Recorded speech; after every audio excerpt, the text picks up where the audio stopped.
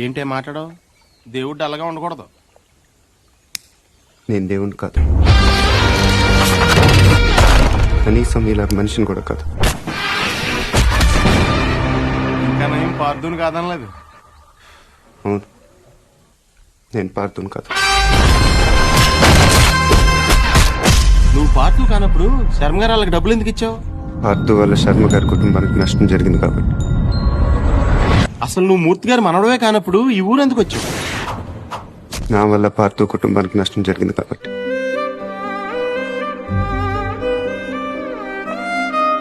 ఇప్పటిదాకా మీరు పొగట్టుకొని చాలుతుంది.